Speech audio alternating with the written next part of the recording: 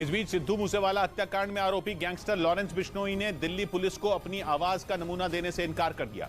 सूत्रों के मुताबिक इसके लिए लॉरेंस को पंजाब के बठिंडा से दिल्ली लाया गया था, लेकिन दिल्ली पहुंचने के बाद उसने अपना वॉइस सैंपल देने से मना कर दिया, जिसके बाद लॉरेंस को वापस पंजाब ले जाया गया।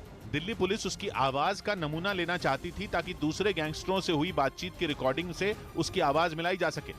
उधर नेटो देश पोलैंड ने एक बार फिर अपनी यूक्रेन से लगी सीमा पर एयर डिफेंस सिस्टम की तैनाती कर दी। पोलैंड के मीडिया के मुताबिक उसने रूस के गर्म तेवर और यूक्रेन पर बढ़ते ताबड़तोड़ हमलों के बाद अपनी सुरक्षा पुख्ती करनी शुरू कर दी और पोलैंड ने अपनी पूर्वी सीमा पर एयर डिफेंस सिस्टम तैनात कर दिया ताकि उसकी तरफ बढ़ती हुई किसी भी मिसाइल को रोका जा सके। पोलैंड एक नेटो देश है, लेकिन फिर भी उसे रूस के हमले का खौफ सता रहा है, इसीलिए उसने रूसी मिसाइलों से बचने के लिए अपनी तैयारी शुरू कर दी। लेकिन पोलैंड की परेशानी यह है कि उसके पास एक भी ताकतवर एयर डिफेंस सिस्टम नहीं है।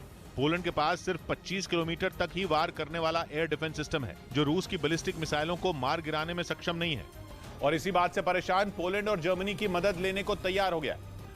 पोलैंड के मीडिया के मुताबिक वो जल्द ही जर्मनी से मिलने वाले पेट्रियट मिसाइल डिफेंस सिस्टम को यूक्रेन से लगी सीमा पर तैनात करेगा, जो लंबी दूरी तक वार करके मिसाइलों को मार गिराने की ताकत रखता है। रिपोर्ट के मुताबिक पोलैंड अब जर्मनी से पेट्रियट सिस्टम लेने के लिए तैयार हो गया है, जबकि पहले उसने इससे साफ इनकार कर दिया था। जर्मनी ने पोलैंड को तब पेट्रियट देने की बात कही थी जब पोलैंड की सीमा पर एक मिसाइल गिरी थी और उसमें 2 लोगों की मौत हो गई थी, लेकिन तब पोलैंड इसे लेने के लिए राजी नहीं हुआ था। हालांकि अब वो रूस की बैलिस्टिक मिसाइलों के बढ़ते खतरे को देखते हुए पेट्रियट सिस्टम तैनात करने जा रहा है। इधर संसद का शीतकालीन सत्र तय समय से 6 दिन पहले ही खत्म कर दिया गया।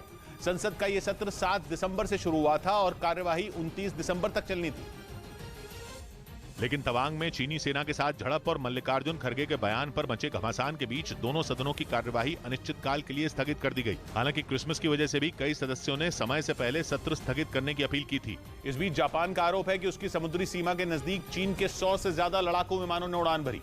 चीन पिछले कई दिनों से ताइवान के साथ जापान को भी उकसा रहा है, लेकिन इस बार चीन ने 1-2 नहीं बल्कि 130 फाइटर जेट जापान के करीब भेज दिए। जापान का दावा है कि पश्चिमी प्रशांत महासागर में चीन की नौसेना मिलिट्री ड्रिल करने में जुटी है और इसी के तहत उसके लड़ाकू विमान लगातार उसकी समुद्री सीमा के पास मंडरा रहे हैं। लेकिन पिछले 4 दिनों में चीन ने इतने फाइटर जेट भेज दिए कि जापान के होश उड़ गए। कहा गया कि इनमें J-15 भी शामिल था, जिसे चीन का सबसे घातक लड़ाकू विमान माना जाता है। असल में जापान सागर में मौजूद जापान के कुछ द्वीपों को चीन अपना बताता है। इसी वजह से दोनों देशों के बीच विवाद है और जापान ने जब से चीन को अपना दुश्मन नंबर 1 बताकर अपने सैन्य खर्च को दुगना करने का ऐलान किया है, तब से चीन उस पर और भड़का हुआ है। वो लगातार जापान को डराने की कोशिश में जुटा है।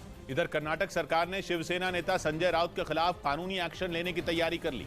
मुख्यमंत्री बसवराज बोम्मई ने यह फैसला संजय राउत के एक दिन पहले दिए बयान के बाद लिया, जिसमें उन्होंने कर्नाटक और महाराष्ट्र की सीमा की तुलना भारत और चीन की सीमा से की थी। कर्नाटक के मुख्यमंत्री बसवराज बोम्मई ने आरोप लगाया कि संजय राउत ने देश की अखंडता को तोड़ने और दोनों राज्यों के बीच तनाव पैदा करने के इरादे से यह बयान दिया।